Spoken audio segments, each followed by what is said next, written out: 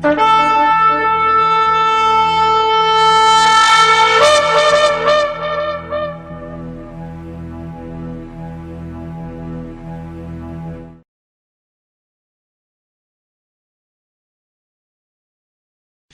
atah Yahweh Eloheinu melech haolam, asher kideshanu b'mitzvotav etzivanu la'asok b'divrei Torah. Baruch atah Yahweh amelamed Torah le'amo Israel, b'shem Yeshua HaMashiach. Bendito seas, Yahweh nuestro Elohim, Rey del universo, que nos apartas con tus preceptos y nos ordenas ocuparnos del estudio de tu palabra. Bendito seas, Yahweh, que enseñas Torah a tu pueblo Israel. En el nombre de Yeshua, el Mesías. Que así sea. Amén. Vamos a abrir, acompáñenme, en el capítulo 8 de Mattai. Anoche estuvimos compartiendo el capítulo 7. Le invito a que tome nota, ¿sí?, en esta mañana y luego pueda repasar los temas que vamos a ir viendo que abarcan este capítulo, ¿sí? Capítulo, dijimos, 8. ¿Sí? ¿Lo tiene? Vamos a dar lectura, ¿qué le parece? Juntos, y ya nos introducimos al estudio. Dice: cuando descendió Yeshua del monte, le seguía mucha gente. He aquí vino un leproso y se postró ante él, diciendo: Adoní, si quieres, puedes limpiarme. Yeshua extendió la mano y le tocó, diciendo: quiero, sé limpio. Y al instante su lepra desapareció. Entonces Yeshua le dijo: mira, no lo digas a nadie, sino ve, muéstrate al sacerdote y presenta la ofrenda que ordenó Moisés, para testimonio a ellos. Entrando Yeshua en Capernaum, vino a él un centurión rogándole y diciendo: Adoní, mi criado está postrado en casa, paralítico, gravemente atormentado. Yeshua le dijo: yo iré y le sanaré. Respondió el centurión y dijo: Adoní, no soy digno de que entres bajo mi techo, solamente di la palabra y mi criado sanará. Porque también yo soy hombre bajo autoridad y tengo bajo mis órdenes soldados, y digo a este: ve, y va, y al otro: ven, y viene, y a mi siervo: haz esto, y lo hace. Al oírlo, Yeshua se maravilló y dijo a los que le seguían: de cierto os digo que ni aun en Israel he hallado tanta fe. Y os digo que vendrán muchos del oriente y del occidente, y se sentarán con Abraham e Isaac y Jacob en el reino de los cielos. Mas los hijos del reino serán echados a las tinieblas de afuera. Allí será el lloro y el crujir de dientes. Entonces Yeshua dijo al centurión: ve, y como creíste, te sea hecho. Y su criado fue sanado en aquella misma hora. Vino Yeshua a casa de Pedro y vio a la suegra de este postrada en cama con fiebre, y tocó su mano y la fiebre la dejó, y ella se levantó y les servía. Y cuando llegó la noche trajeron a él muchos endemoniados, y con la palabra echó fuera a los demonios y sanó a todos los enfermos, para que se cumpliese lo dicho por el profeta Isaías cuando dijo: él mismo tomó nuestras enfermedades y llevó nuestras dolencias. Viéndose Yeshua rodeado de mucha gente, mandó pasar al otro lado, y vino un escriba y le dijo: Maestro, te seguiré a donde quiera que vayas. Y Yeshua le dijo: las zorras tienen guaridas y las aves del cielo nidos, mas el Hijo del Hombre no tiene dónde recostar su cabeza. Otro de sus discípulos le dijo: Adoní, permíteme que vaya primero y entierre a mi padre. Y Yeshua le dijo: sígueme, deja que los muertos entierren a sus muertos. Y entrando él en la barca, sus discípulos le siguieron. Y aquí que se levantó en el mar una tempestad tan grande que las olas cubrían la barca, pero él dormía. Y vinieron sus discípulos y le despertaron diciendo: Adoní, sálvanos, que pereceremos. Y él les dijo: ¿por qué teméis, hombres de poca fe? Entonces, levantándose, reprendió a los vientos y al mar, y se hizo grande bonanza. Y los hombres se maravillaron diciendo: ¿qué hombre es este que aún los vientos y el mar le obedecen? Cuando llegó a la orilla, a la tierra de los Gadarenos, vinieron a su encuentro 2 endemoniados que salían de los sepulcros, feroces en gran manera, tanto que nadie podía pasar por aquel camino. Y clamaron diciendo: ¿qué tienes con nosotros, Yeshua ben Elohim? ¿Has venido acá para atormentarnos antes de tiempo? Estaba paciendo lejos de ellos un hato de muchos cerdos, y los demonios le rogaron diciendo: si nos echas fuera, permítenos ir a aquel hato de cerdos. Y les dijo: id. Y ellos salieron y se fueron a aquel hato de cerdos, y he aquí, todo el hato de cerdos se precipitó en el mar por un despeñadero y perecieron en las aguas. Y los que los apacentaban huyeron, y viniendo a la ciudad contaron todas las cosas y lo que había pasado con los endemoniados. Y toda la ciudad salió al encuentro de Yeshua, y cuando le vieron, le rogaron que se fuera de sus contornos. Palabra del Eterno.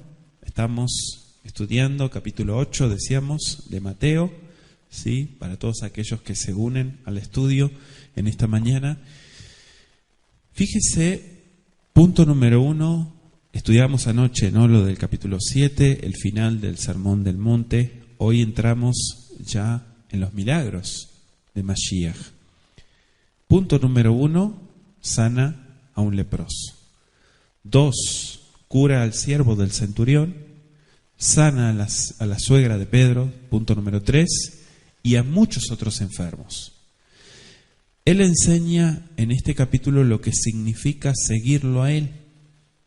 Y como evidencia muestra también otros milagros, como por ejemplo calma la tempestad en el mar, expulsa a los espíritus de 2 endemoniados que se le presentan y permite que los demonios entren en una manada de cerdos, y la gente ruega a Yeshua que se vaya de su tierra. Se lo estoy resumiendo lo que acabo de leer. Inicia diciendo nuestro capítulo 8.1: Vayeret Minaar Vayele Hajarav Amon Amrav. Así dice, mucho pueblo está escrito, ¿sí? O mucha gente, ¿sí? Vayeret descendió, dice, cuando bajó Yeshua del monte, le seguía mucha gente. Así está escrito. Amrav, como está escrito y lo codifica Matai, tenemos que conectar esto con el relato que termina del Sermón del Monte. Mateo dice que mucha gente acompañaba a Yeshua tanto antes del Sermón del Monte, capítulo 4 de Mateo, versos 24 y 25, como después del sermón en el capítulo 8.1, que es donde estamos ahora.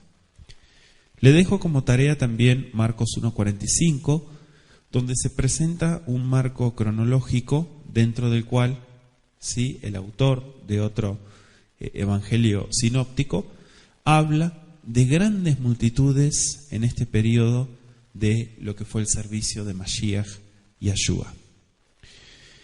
Vene ish metzora, y aquí un varón leproso, va vaishtahulo, y se postró delante de él, Baumar Adoni, im tirtze tujal letahareni. Si tú quieres, fíjese la expresión, si tú quieres, puedes limpiarme, o puedes purificarme, es la palabra porque es taer, el verbo hebreo. Punto número 1, comparamos Mateo 8, versos 2 al 4, con Marcos 1, 40 al 45 y Lucas 5, 12 al 16, haciendo un poquito de sinopsis. Según Marcos y Lucas, este episodio sucedió antes de la presentación del Sermón del Monte. Al parecer Mateo sigue un orden temático, no cronológico. Esto es para que usted lo tome nota también de esto. ¿Sí? Él sigue un orden temático. Los otros evangelios son más cronológicos. Aparentemente este relato sucedió antes. ¿Sí? Según todas las evidencias, el hecho que se registra aquí en Mateo 8, inclusive del verso 5 al 13, ocurrió enseguida después del Sermón del Monte. Quizá el mismo día. No lo sabemos, no está registrado eso, pero aparentemente. Vaishtahulo, y se postró delante de él. ¿Qué significa ishtahab? En hebreo significa doblar las rodillas, ¿sí? Cuando uno se postra delante de alguien. Eso es lo que significa. Indica, escúchelo muy bien, reconocimiento de divinidad. repito, indica reconocimiento de divinidad. Y usted va a decir, Yeshua, como hombre, la gente se postraba. Sí, porque reconocían, sí, lo que dice la Escritura en el Brit Hadashah. Sabían quién es Él. Ellos lo sabían muy bien. Versículo 3. Vaishlach Yeshua et yado, vaigavo vayomer hafetz Adoni, te'ar uberega nirpea tzarato. Yeshua extendió la mano y le tocó diciendo, quiero, sé limpio, y al instante su lepra desapareció. Así está escrito. Entonces Yeshua le dijo, mira, no lo digas a nadie, sino ve, muéstrate al sacerdote, Erae el Akoem, veikrapta et korban asher tziva Moshe ledut laem. ¿Por qué dice asher tziva Moshe ledut laem? Nuestro verso 4. Porque Yeshua es el autor de la vida. Y Yeshua le dijo, mira, para que esto no sea un problema, le dio la instrucción y le dijo, presenta el corbán para que ellos digan que estás haciendo las cosas correctamente. Porque si no haces las cosas como ordenó Moisés en la Torá, va a ser motivo de ofensa también y de algo incorrecto. Sin embargo, con esto entendemos que Yeshua no vino a cambiar la Torá. Yeshua vino a cumplirla. ¿Sí? ¿A qué vino? A cumplirla. Entonces, cumplirla no quiere decir hacer por otro. No. Cumplirla quiere decir que vino a dar testimonio de que sí se puede cumplir. ¿Sí? Los mishpatín y demás. Mucha gente dice cumplir, cumplió por nosotros. No. Murió por nosotros. Eso sí lo hizo por nosotros. Murió en el madero por nosotros. Pero el hecho de cumplir la Torah no quiere decir que nos dejó a nosotros exentos de cumplir. No, nosotros tenemos que cumplir. Lo que nosotros no podemos hacer es ir al madero y morir por la gente. Eso es lo que no podemos hacer. Eso lo hizo por nosotros. Y en eso estamos claros. Vayomer elav Yeshua re el tesaper leish. Velech rae el akoem veikrapta et akorban asher tziva Moshe ledut laem. Tiene que ser un testimonio, dice Yeshua en el versículo 4, verso 5. Vayei kevo el Kefar Nahum, ¿sí? El Kefar Nahum, ya dijimos que es un nombre propio, Kefar Nahum, que lo traducen como Capernaum. Vaigash elav sar mea echat bait hanen lo lemor. Versículo 5. Entrando él en Capernaum, vino a él un centurión diciéndole, no rogándole, el texto hebreo dice diciéndole. La palabra centurión significa, en hebreo se dice sar mea echad, que significa príncipe de 100. De hecho, la palabra centurión viene de 100, pero en hebreo sar es príncipe, mea es 100, echad es 1, ¿sí? Mea echad, cuando lo combinamos, significa 100. ¿Ok? Eso es lo que significa centurión. En hebreo así se escribe. ¿Dónde es que entró? Capernaum. ¿Sí? Capernaum quiere decir que fue hacia otro lugar. Le dijo a Adoní, Inena ari nafal le mishkaf bebeiti neje varim umeune ad meod. Adoní le dijo en el versículo 6, mi criado está postrado en cama, literalmente nafal le mishkav, cayó en cama. ¿Sí? Mishkav significa cama. En mi casa, aquí lo tradujeron mal, dice está postrado en casa. Bueno, en mi casa, se refiere a la casa de él. ¿Sí? Y le dice, Neje varim umeune at meot. Neje evarim. ¿Sí? ¿Cómo está? Paralítico y gravemente atormentado.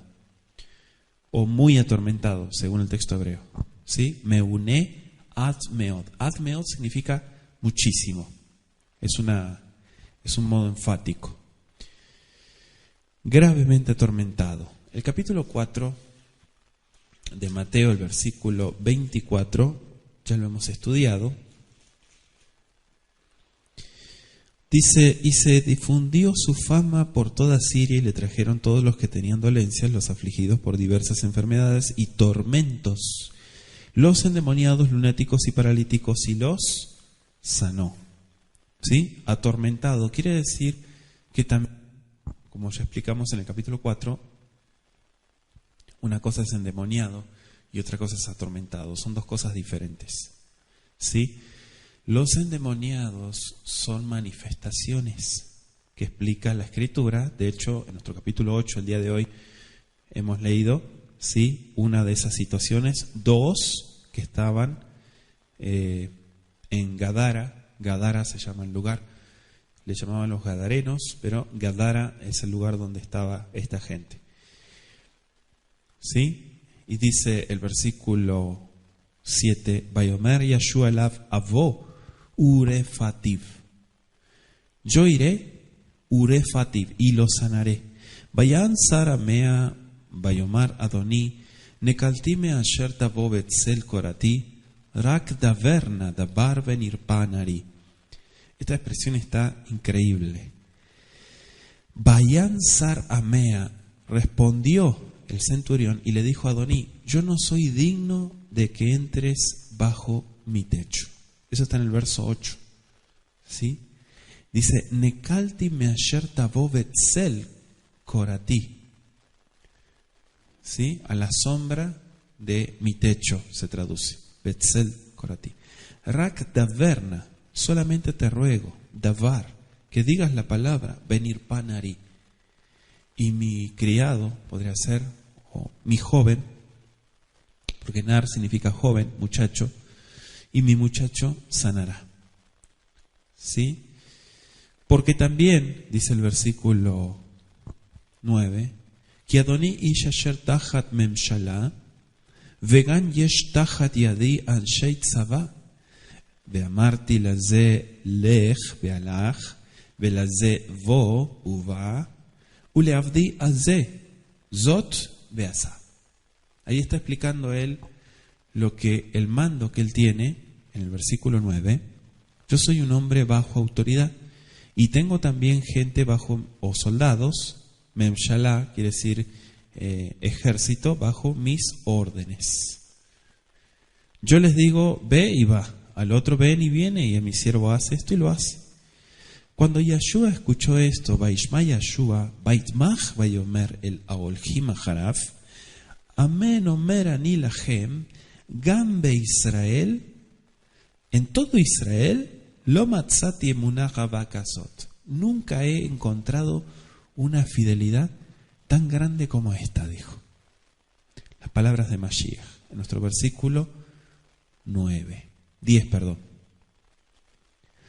De cierto les digo, o en verdad, Amer Ani Omer Lachem, ¿sí? Les digo que ni aún en todo Israel he hallado tanta fidelidad.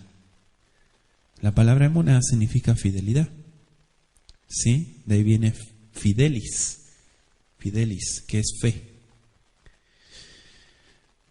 Seguimos. El capítulo 5, ya lo habíamos estudiado, verso 18 de Mateo. Porque de cierto les digo que hasta que pasen el cielo y la tierra, ni una yod, ni una katz pasará de toda la Torah hasta que todo se haya cumplido, dice. ¿Por qué menciono esto? Porque esta es la misma expresión que dice en nuestro versículo 10. Amén omer ani lachem. ¿Sí? Amén, de cierto, omer, le digo a Omer Ani Lachem, les digo a ustedes. En verdad, la palabra amén significa algo que se asienta, ¿sí? Que está asentándose como que sí o sí se cumple. Amén. Versículo 11. Yo les digo que vendrán muchos del oriente y del occidente y se sentarán con Abraham, Isaac y Jacob en el reino de los cielos. ¿Por qué dice vendrán muchos? ¿Sí? Rabim Yabou dice. Vani Omer Lahem. Y yo les digo a ustedes, Rabim Yabou mi Mitzrach del oriente, mi Maghav y del occidente, Vayasbu im Abraham, Isaac y Jacob bemalhut Hashamayim. Lucas, por ejemplo, omite en su relato la declaración de Mashiach acerca de la congregación de los gentiles. Mateo 8, versos 11 al 12. Pero Lucas emplea una afirmación similar en otro pasaje que es Lucas 13, versos 28 y 29. La congregación de las naciones gentiles, los que vendrían, siempre ha sido un tema común de los profetas del Tanaj. Muchos vendrán, ¿sí? Esto no es elitismo judío, hago la aclaración. El elitismo judío es lo más asqueroso que hay, ¿sí? La separación que hacen o sea, que el judío es persona y los demás no son personas, cosas así. O sea, que uno dice, ¿y qué dice el Eterno en cuanto a ello? No, el Eterno no hace excepción de personas. Todos los profetas han hablado de esta congregación de gentiles. Quiere decir, no una congregación física, sino el hecho de que vendrán a la fe. No vendrán al judaísmo, vendrán a la fe, vendrán al Eterno. ¿Sí? Y se sentarán, dice el texto en el versículo 11. La palabra sentarse aquí en el versículo 11 es yasvu, no es yashav, yasvu, que significa reclinarse, como cuando uno se recuesta, ¿sí? Y con referencia, este yasvu se refiere a la manera de comer, cuando uno se pone cómodo y se reclina, ¿sí? Que se siente cómodo, se siente como en casa. Le dejo como tarea Marcos 2:15. Con frecuencia sabemos que los escritores bíblicos emplean la figura del banquete para representar mucha simjá, el goce, digamos, cuando venga el reino del Mashiach. Si quiere anotar, Isaías 25:6, Lucas 13:29, Lucas 14:15, vaya anotando, Apocalipsis 19:9. ¿Sí? Hay muchas porciones más, pero bueno, le dejo estas para que usted vaya tomando nota. Aval benei malchut emma igorasu el ahoshech hachitzon sham tiye ayelala bajarok asinaim. ¿Por qué dice los hijos? Aquí está tal cual, benei malchut. ¿Sí? Aval significa pero. ¿Sí? Pero los hijos del reino. Estoy en el verso 12. Acá lo traducen como más los hijos del reino. Pero los hijos del reino serán echados a las tinieblas de afuera. Allí será el lloro y el crujir de dientes. Así está escrito textualmente en el Shem Tov. Punto número 1. La expresión Venei Malhut siempre ha sido una frase hebrea muy común empleada generalmente para describir a los que en verdad tenían derecho a heredar el reino. Venei Malhut, no Venei Israel ni Venei Elohim. Venei Malhut, anótelo, modismo, expresión idiomática o hebreísmo. Las tinieblas de afuera, este es un símbolo que representa aniquilación final, ¿sí? Para todos aquellos que no se arrepienten. El lloro y el crujir, Mateo registra otros dos casos cuando Yahshua empleó esta expresión, el lloro y el crujir, donde describe remordimiento, ¿sí?, de la gente que es desechada, al contemplar su triste fin, en contraste con la simjá que podrían haber alcanzado, pero no la alcanzaron. Mateo 13, 42 y 50, Mateo 22, 13, Mateo 24, 51, y Mateo 25:30. Por eso le estoy mencionando Mateo, porque Mateo lo menciona mucho. Esta expresión también es una expresión idiomática. Esa misma expresión aparece con frecuencia mucho en la literatura judía de la época, que describe sufrimientos en el Gehenna. ¿Sí? El Gehenna. Ya estuvimos explicando qué es el Gehenna en Mateo 5:22. ¿Sí? ¿Se va entendiendo? Vamos con el 13. Vayomer Yeshua el Saramea Lech Bejemunateja Ken Yiyelach Vayerafe Naro Bashaaya.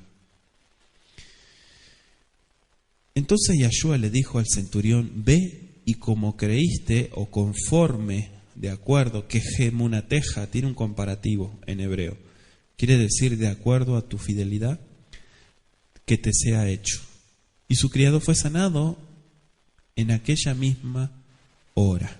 Naro Bashaaya. En esa hora misma se traduce en hebreo. Con frecuencia se habla del sanamiento instantáneo.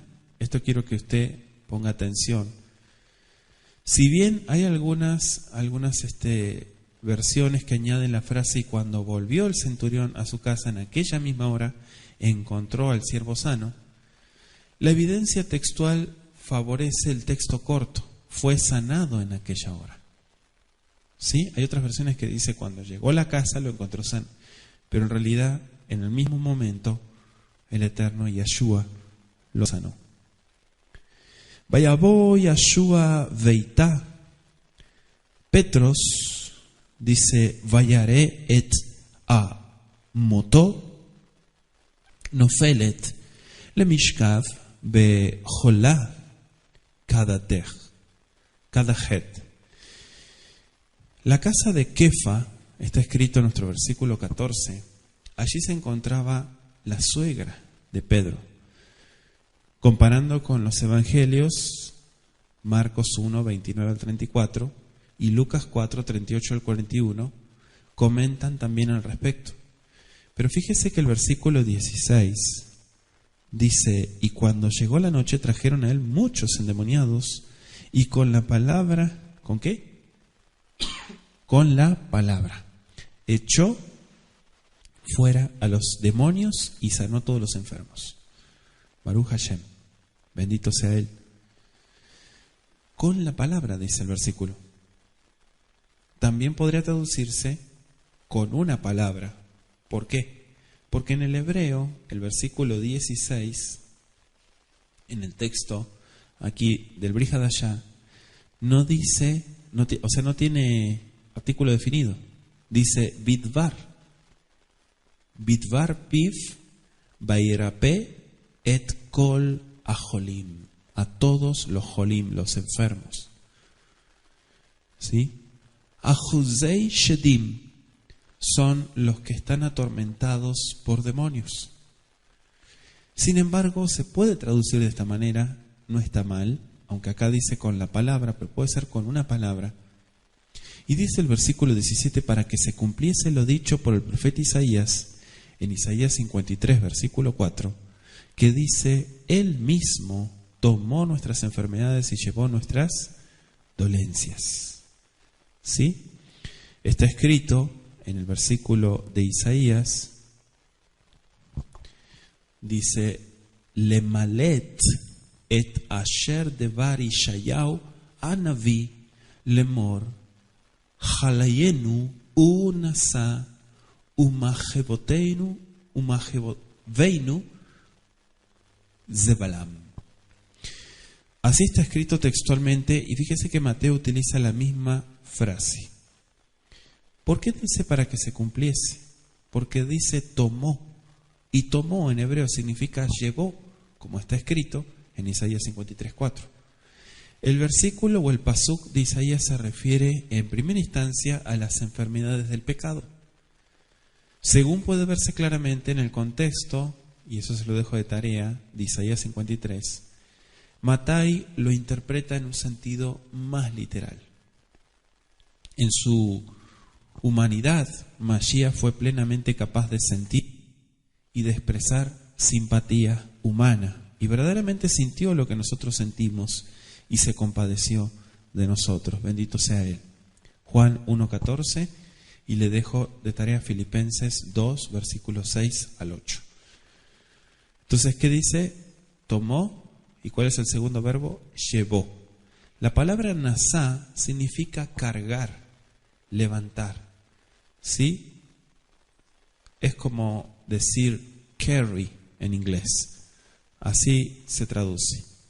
La misma palabra se emplea en capítulo 3 de Mateo 11 en relación con el calzado. ¿Sí? Ya lo hemos estudiado, pero se lo comento a usted que le gusta comparar también las porciones. El versículo 18, viéndose Yahshua rodeado de mucha gente, mandó pasar al otro lado. Fíjese que dice viéndose. Y en el versículo 18 está como si fuera en una forma reflexiva. Dice, Vayei Kirot Yahshua Amon Amdrav Sevivotav. Sevivotav viene del verbo sabav, que significa rodear. O sea, estaban alrededor de él, como que no lo dejaban avanzar. Si comparamos los tres evangelios sinópticos, registran el relato de la tempestad apaciguada, la curación de los endemoniados de Gadara y la curación de la mujer inválida, pero también la resurrección de la hija de Jairo, y siempre en ese mismo orden. Como de costumbre, sabemos que el relato de Marcos contiene muchos detalles gráficos que no son mencionados ni siquiera en Mateo ni tampoco en Lucas. El primero de estos milagros ocurrió la noche después del sermón que Yahshua, junto al mar en el cual se presentó, ¿sí?, las parábolas que están registradas también en Mateo 13. Cronológicamente, un ejemplo, el apaciguamiento de la tempestad que está registrado en este capítulo 8 sigue a las parábolas registradas del capítulo 13. O sea que es como la Torá. No está escrito cronológicamente. ¿Sí? Algunas cosas sí, pero la mayoría no. Mateo no escribe cronológicamente. Usted va a encontrar relatos del capítulo 8 que en realidad cronológicamente sucedieron después del capítulo 13. ¿Sí? Eso es importante también que usted lo vaya entendiendo, porque a veces uno va estudiando, hace sinopsis y dice, ¿cómo? ¿Cuándo sucedió esto? Sin embargo, entendemos que Marcos y Lucas, que siguen un orden un poquito más cronológico, colocan estos milagros después del sermón junto al mar. Claro, el hecho de que se registra aquí probablemente que ocurrió como a comienzos de otoño, se cree que fue como en septiembre, octubre del año 29, ¿sí? Más o menos es el tiempo en que se cree que sucedió. Fue durante el transcurso del segundo viaje por Galilea. Y ella ya estaba cansado, estaba exhausto, por haber pasado muchos días, ¿sí?, de estar sirviendo y de estar trabajando con la gente. Y Yahshua cruzó el lago para poder descansar y apartarse un poco de las multitudes que lo rodeaban. Por eso dice el texto, aquellos que lo rodeaban. Amrav, otra vez, mucho pueblo, mucha gente. ¿Sí? Fíjese que Mateo no usa Nashim. Él no usa esa expresión. Él dice, en el comentario, mucho pueblo. ¿Sí? Mucho pueblo. O sea, grandes multitudes seguían a Mashiach a donde quiera que iba. Entonces, de este modo, no tenía ni siquiera tiempo de comer. Mientras cruzaba el lago, vencido por la fatiga, por el hambre, Yahshua no tardó en quedarse dormido. Se quedó dormido, pero porque estaba exhausto. Sin embargo, allí vino otra prueba para la gente. Y aún para Mashiach, servir a las necesidades físicas y espirituales de la gente es un desgaste impresionante. ¿Sí? Y por esta razón, él buscó unas pocas horas de respiro en medio de tanta labor. Por eso dice al otro lado, es decir, la región de Decápolis, que estaba frente a Galilea, al sureste del mar de Galilea, y esta zona escasamente poblada era mayormente pagana, ¿sí? No hay registro alguno de que los escribas y fariseos alguna vez hubieran seguido a Yeshua hasta esos lugares, porque los escribas y fariseos eran más prejuiciosos y ellos no iban a esos lugares, ¿sí? Porque decían que se contaminaban y, bueno, usted sabe, la mentalidad religiosa ignorante, cómo la gente actúa. Versículo 19 dice: Vaigash elav Ahar Asofrim Bayomer elav Rabbi Elja Ajareja El Kol Asher Telech. Bueno, aquí vemos una excepción en nuestro versículo 19. Un sofer, dice, le dijo: Rabí, mi maestro significa, te seguiré a donde quiera que vayas. No importa si vas a donde están los paganos, iré contigo. O sea, parece que le hizo el clic y entendió que la religión no le iba a llevar a ningún lado. Y así mucha gente se pierde, ¿sabía usted? Hay gente que pasa años y años y años y años perdidos en la religión. Y según ellos dicen que están bien, pero usted les mira sus carotas largas, infelices, por llevar cargas, bueno, en realidad ni siquiera las pueden llevar. Y dicen: no, yo no voy ni al velorio, yo no voy a esto, yo no voy a ningún lado, ¿sí? Yo no comparto con nadie. ¿Por qué? Porque yo me contamino. Yo soy kadosh, ¿sí? Yo soy santo. Yo no puedo tocar a nadie. Está como los ortodoxos, ¿verdad? Que a veces ni se sientan en los buses porque dice: ¿qué tal si una mujer en su periodo menstrual estuvo sentada ahí? Entonces me contamino. O sea, fíjese la estupidez humana hasta qué punto llega, ¿sí? Y uno ve todo eso y dice: cuánta piedad, cuánta santidad. Pero eso no es santidad, eso es estupidez, eso es ignorancia. Santidad es otra cosa, no tiene nada que ver con eso, ¿sí? La santidad es otra cosa. La santidad es lo puro, es lo genuino, es lo transparente. Eso es santidad. La persona que no tiene que ocultar nada, la persona que es transparente delante del Eterno y delante de los hombres y que tiene normas de conducta y valores, eso es santidad.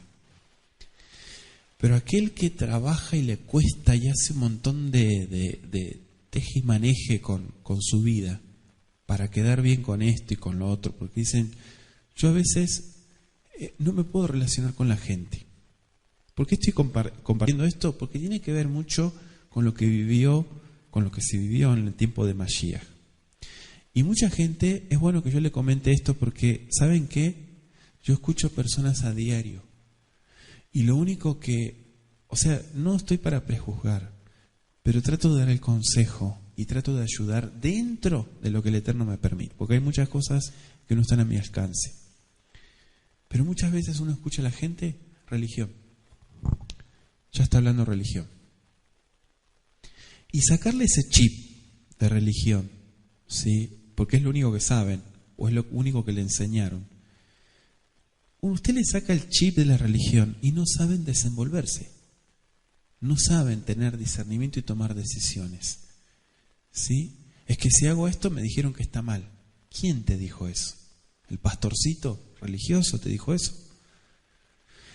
Entonces, Yeshua siempre, si usted se da cuenta, ha marcado la diferencia en la forma en el comportamiento. Uno de los puntos que vemos acá y que a Mateo le llamó la atención, por eso lo dejó registrado, dijo: un escriba, ¿sí? Uno solito, vino y le dijo: maestro, yo te seguiré a donde vayas, ¿eh? Yo no soy como los otros. Qué bueno, Baruch Hashem. Baruch Hashem que estás entendiendo cómo son las cosas. Baruch Hashem que estás marcando la diferencia. Yo creo que se habrá alegrado mucho Yeshua al ver un movimiento tan enfrascado como fueron los escribas, los saduceos también. Y ni hablemos de los fariseos.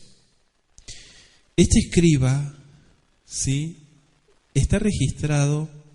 Dijimos que Mateo no sigue un orden estrictamente cronológico dentro del relato del cruce del lago, pero insertó este relato de dos hombres que se ofrecieron a ser discípulos de Mashiach. Al parecer, la única conclusión razonable es que estos dos voluntarios se acercaron a Mashiach al final del sermón junto al mar. O sea, escucharon la derashá, escucharon la enseñanza y dijeron: es verdad. Pero como no todo queda en el es verdad, en el dicho, sino en las acciones, cuenta conmigo. Yo voy a estar. A donde quiera que vayas, voy a ir. El relato similar de Lucas aparece registrado de la partida final de Yeshua desde Galilea hasta Jerusalén. Él la registra Lucas en capítulo 9, 51 y 57, y precede el relato del envío de los 70 a las ciudades y las aldeas de Samaria y Perea. ¿Sí? Por lo tanto, parecería estar estrechamente relacionado en estos dos acontecimientos. Yeshua se retiró de Galilea para viajar a Jerusalén, nos dice el relato, y a Perea a fines de otoño, había dicho como septiembre, octubre, noviembre, aproximadamente del año 30. Puede verlo en Mateo 9:51. Además, debería notarse que Yeshua respondió a Judas con palabras similares a las que se registran en el capítulo 8, versículos 19 al 20, ¿sí?, que es donde estamos ahora. 19 y 20. Cuando se presentó como voluntario en el verano del año 29. Varias semanas antes del sermón junto al mar sucedió eso. Posiblemente Yeshua tenía la costumbre de advertir a cada discípulo voluntario, como también a los que él mismo llamaba personalmente. Privaciones, sacrificios que acompañarían a lo que surgiera. Y en varias ocasiones puede haber empleado palabras similares a las que se registran aquí. Muchos han intentado identificar a este escriba que se acercó a Yeshua, pero en el mejor de los casos solo pueden considerarse como conjeturas. En realidad no se sabe realmente quién fue. ¿Sí?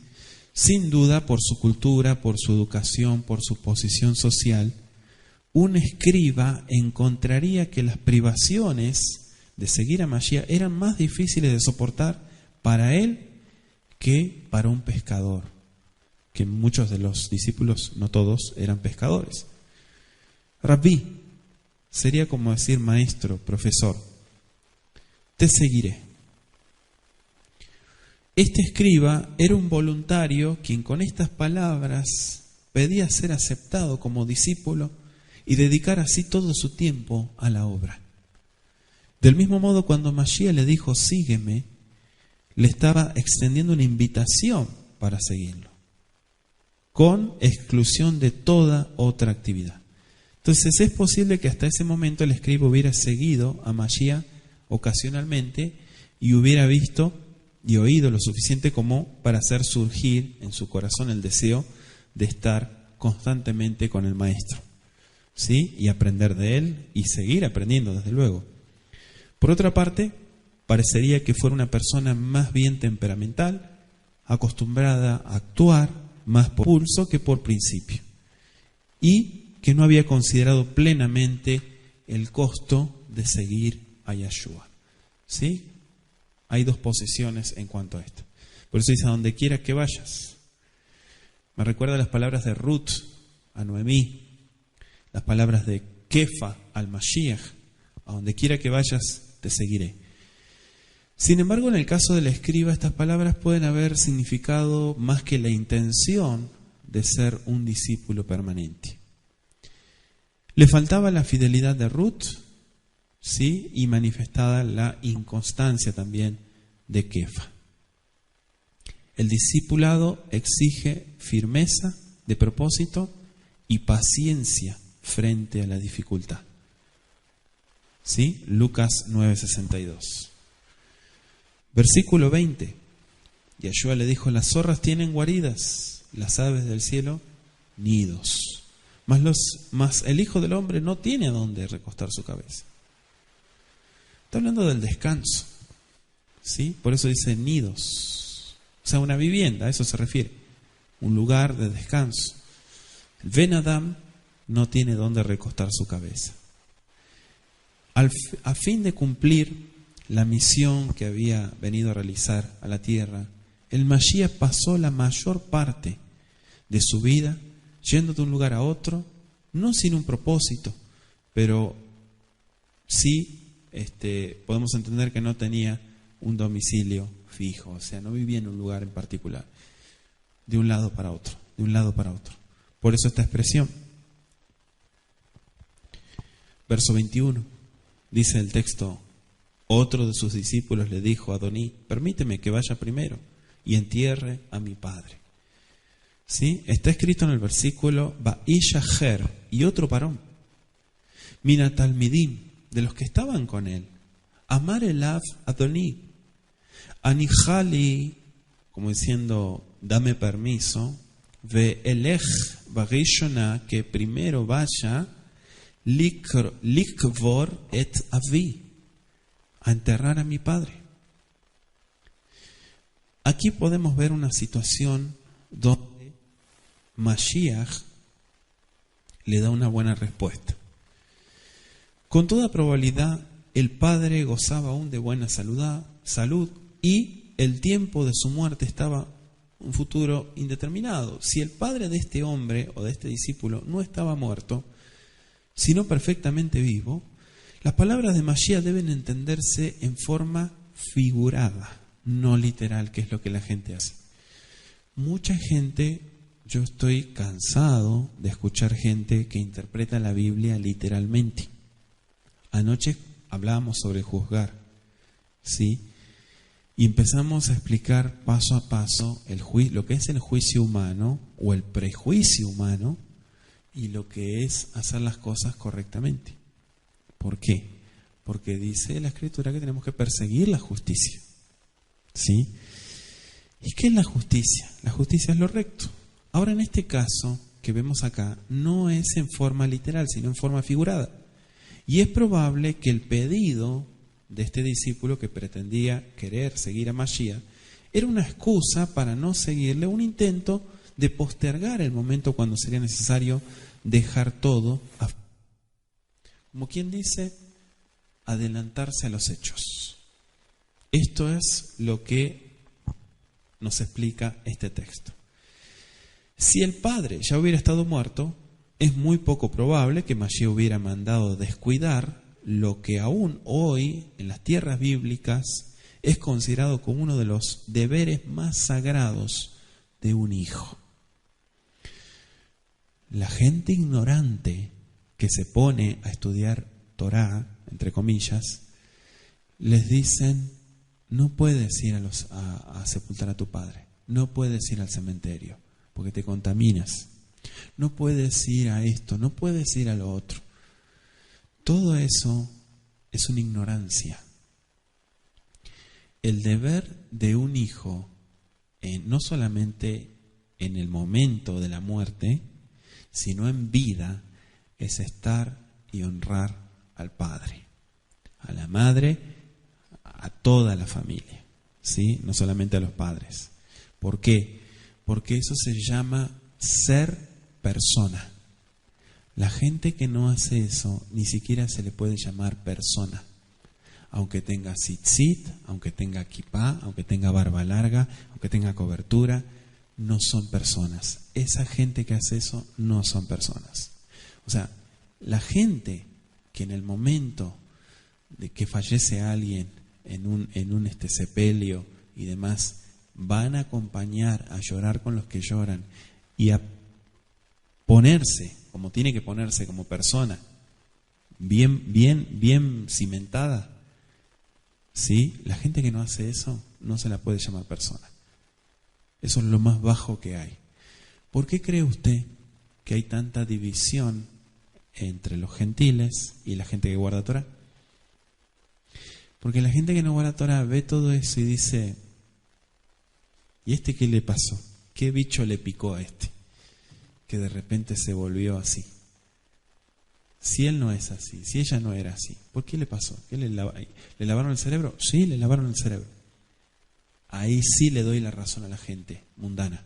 Le lavaron el cerebro. Por eso actúa así, como un paranoico. Y otra cosa, la Escritura nos deja en claro, si esto no fuera cierto lo que estoy diciendo, entonces la Biblia se contradice. ¿Por qué? Porque es mejor, dice la Escritura, estar en la casa de luto, en el sepelio, ¿sí? El velorio, como usted le quiera llamar, que el banquete. ¿Por qué? Porque cuando la gente necesita, uno tiene que estar, ¿sí? No solamente en momentos donde a mí me gusta o a mí me conviene. No, hay que estar en las buenas y hay que estar en las malas. Los hijos de Israel saben separar las cosas, las hijas de Israel también saben separar las cosas y no se dejan llevar por el cuento de la religión. Punto número 2. Si usted cree la mentira, la farsa de que por ir a un velorio, un entierro, usted se contamina, déjeme decirle que la Biblia no dice eso. La prohibición de tocar muertos fue dada a los sacerdotes de Levítico hace miles de años solamente. Otro ejemplo fue a los que hacían voto nazareo, cosa que hoy en día prácticamente ya ni se lleva, ese tipo de neder, aunque algunos dicen que sí, pero esa prohibición solamente es para los sacerdotes del mundo antiguo. No hay sacerdotes hoy en día, no hay templo, no hay tabernáculo, no hay nada de eso. Por lo tanto, eso no tiene nada que ver, ¿sí? Entonces, dicen algunos, entonces, ¿se pueden tocar a los muertos? Sí, claro que se pueden tocar. ¿Se pueden tocar animales inmundos? Sí, claro que se pueden tocar. Lo que no se puede hacer es comérselos. Eso es lo que no se puede hacer. Pero mucha gente, usted sabe, que se llena de prejuicios, se llena de tonterías, que después le tarda años en dejar todo eso, esa mentalidad. Y tal vez otros digan, no, lo que está diciendo él no es cierto, eso es mentira, él está equivocado. Bueno, compárelo con la Escritura y después vemos su punto de vista. Vuelvo a repetir que esto es una forma figurada, no es literal. Entonces entendemos que, ¿cuál es el deber de un hijo? Honrar y respetar a sus padres, con vida o sin vida, ¿sí? Entonces eso de que no vayas a. Yo conozco casos, literalmente casos, donde se le prohibió al varón ir a enterrar a su padre. ¿Usted sabe que esas cosas no vuelven atrás?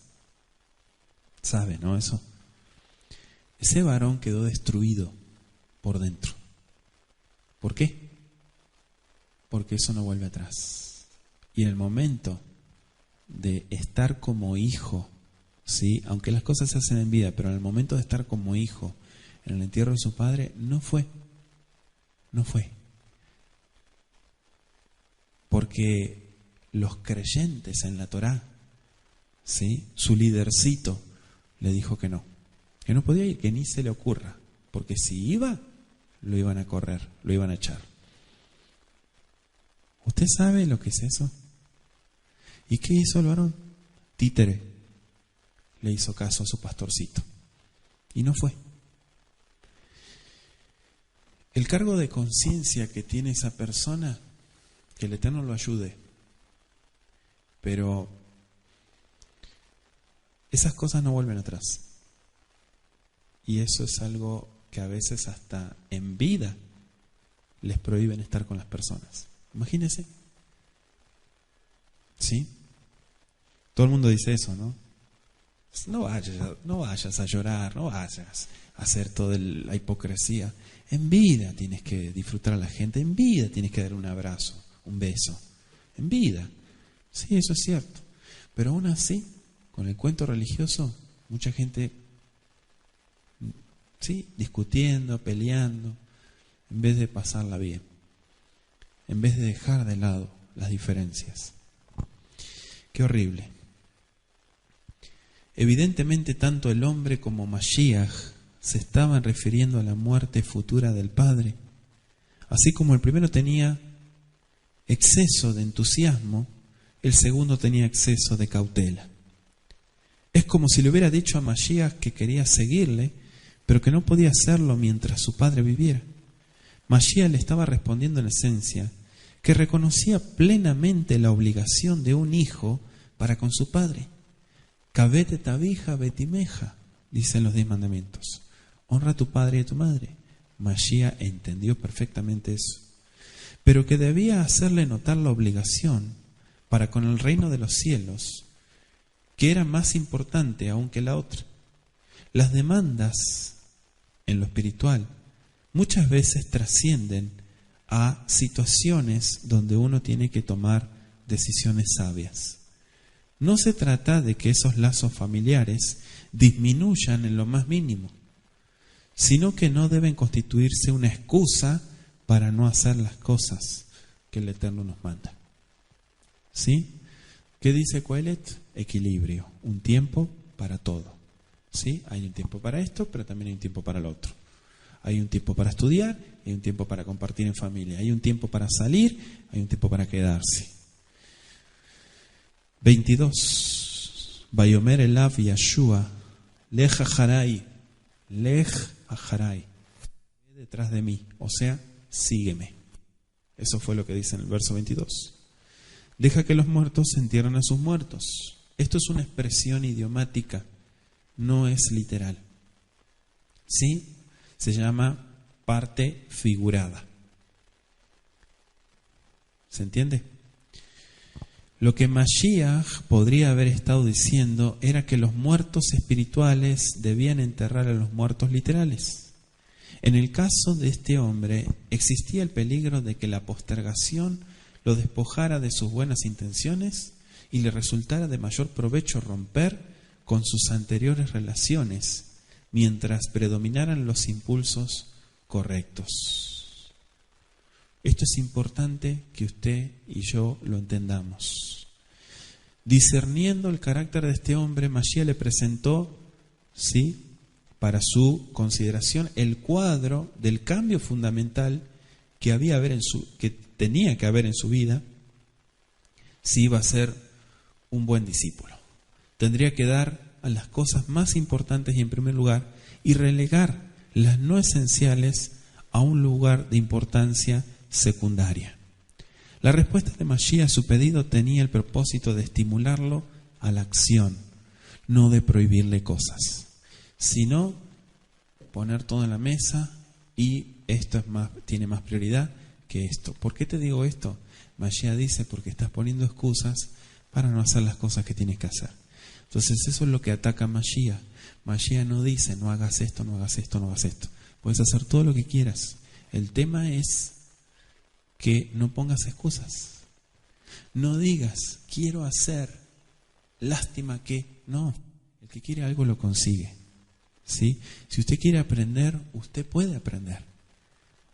Tiene que decir, tengo que aprender, tendría que estudiar esto, tendría que estudiar lo otro. No, hágalo. El que quiere algo lo hace. Es así de simple. Si uno dice, quisiera hacer esto y no lo hace, ¿para qué habla? En realidad no lo quiere hacer, porque si lo quisiera hacer, se callaría la boca y lo haría. Versículo 23.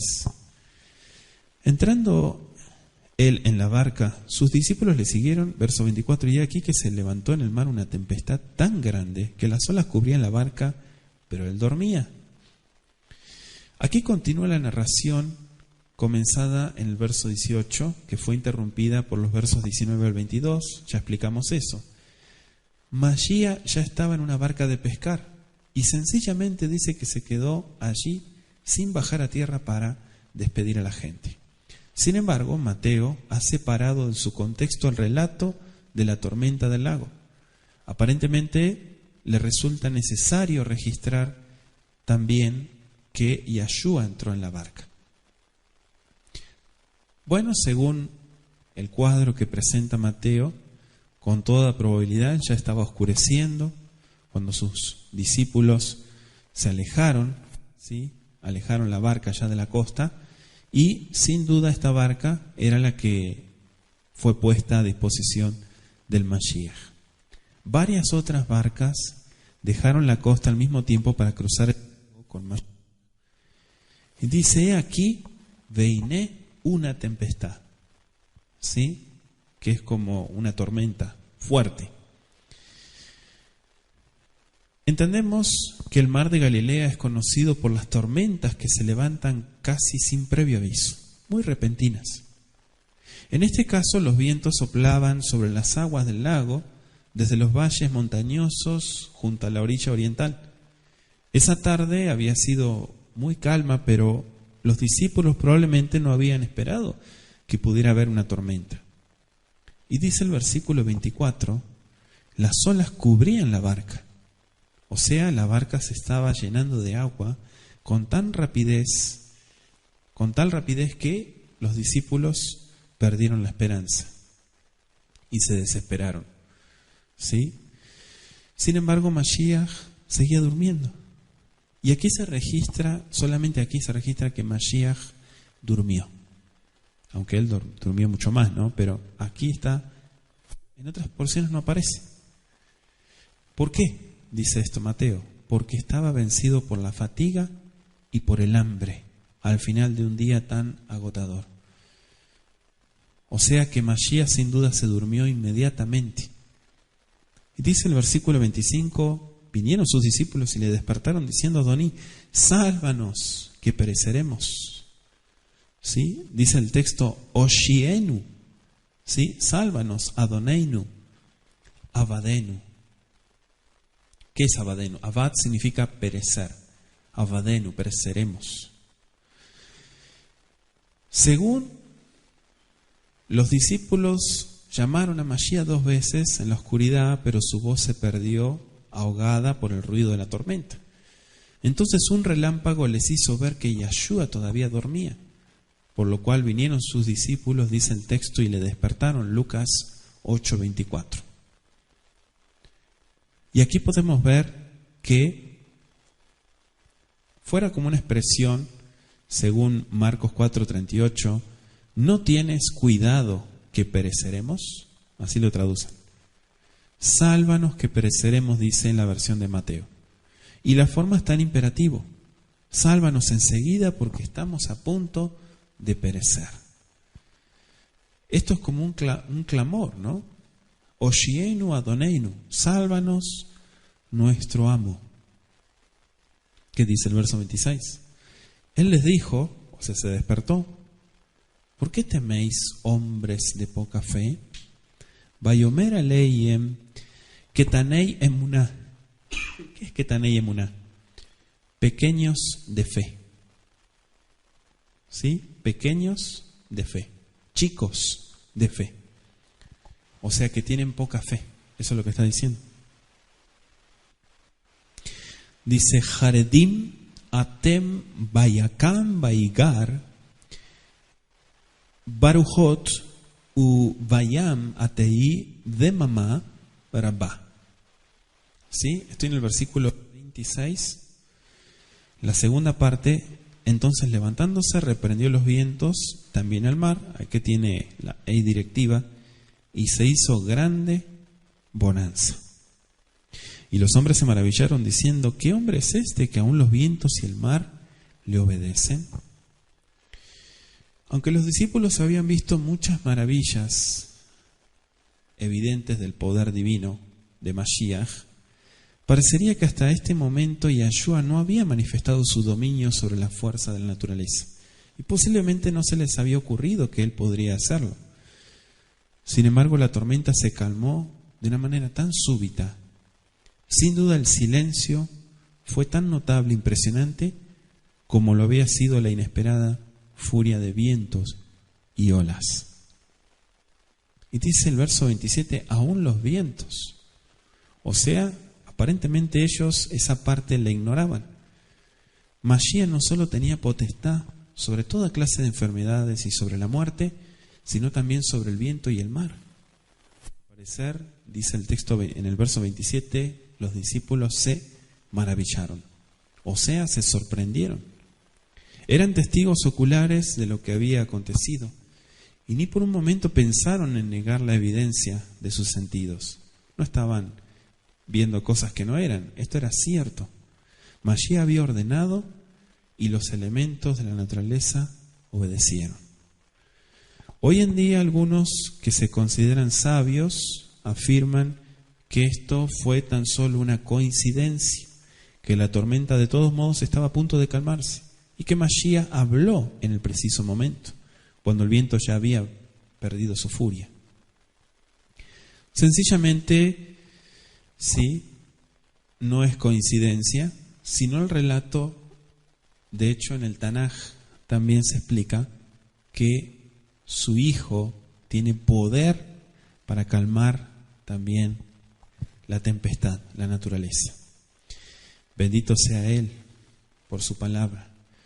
Cuando llegó a la otra orilla, a la tierra de los Gadarenos, vinieron a su encuentro 2 endemoniados que salían de los sepulcros, feroces en gran manera, tanto que nadie podía pasar por aquel camino. Dice feroces porque eran como bestias salvajes y eran muy agresivos. De hecho, esto es lo que conocemos como la manifestación.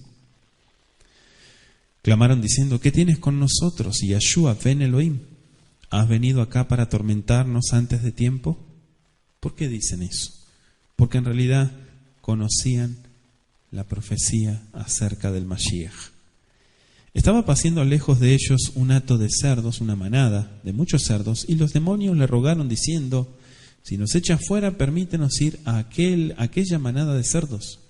Él les dijo: vayan, y ellos salieron y se fueron a aquel hato de cerdos. Y aquí todo el hato de cerdos se precipitó en el mar por un despeñadero y perecieron en las aguas.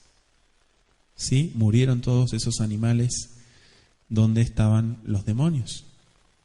Estos demonios no son seres físicos, sino seres espirituales.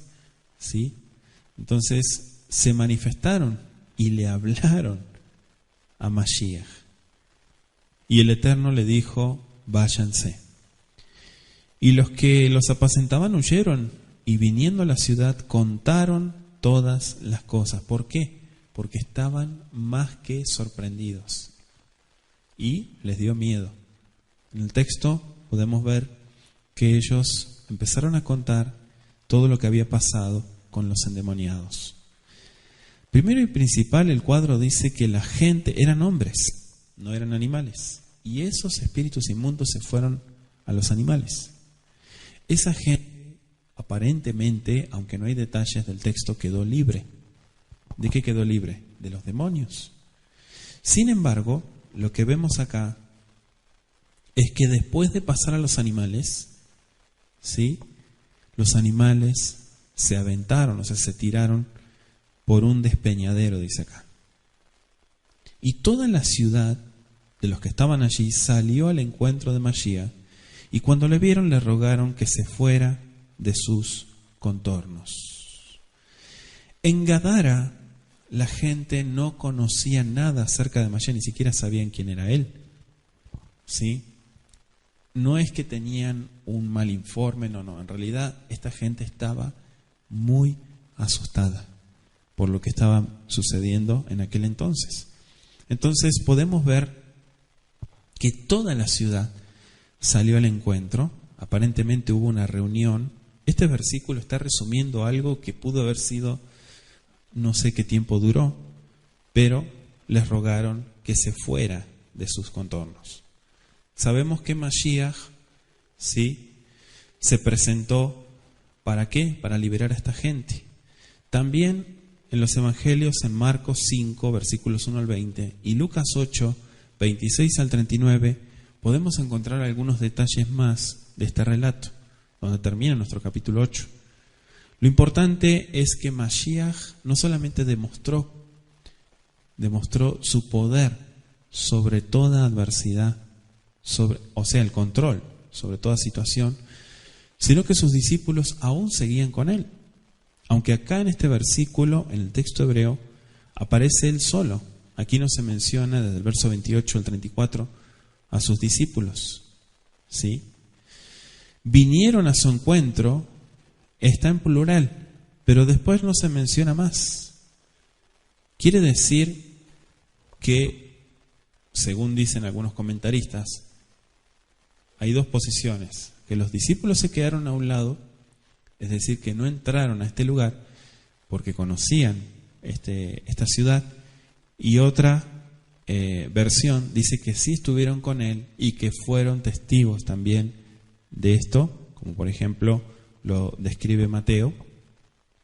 Pero lo cierto es que sus discípulos no lo dejaron en ningún momento, sino que estuvieron con él en todo momento. Eso es lo que sí entendemos. De hecho, por eso encontramos tanta evidencia en Marcos, Lucas y Mateo, que son los 3 evangelios sinópticos. Hasta aquí llegamos con nuestro estudio del capítulo 8. Les agradecemos a todos por acompañarnos en el estudio y vamos a agradecerle al Todopoderoso para que Él siga dirigiéndonos en su enseñanza. Ribono Shel Olam, Amo Supremo del Universo, te agradecemos por la oportunidad que nos das de estudiar, de reflexionar, de compartir y de aprender las palabras de Matai. En el nombre de Yahshua te pedimos que sigas dirigiéndonos, que sigas dándonos la oportunidad de apartar el tiempo para estudiar, para reflexionar y también para compartir tus palabras y tus enseñanzas. Beshen Yahshua, Amashiach, muchas gracias. Amén y amén. Que así sea.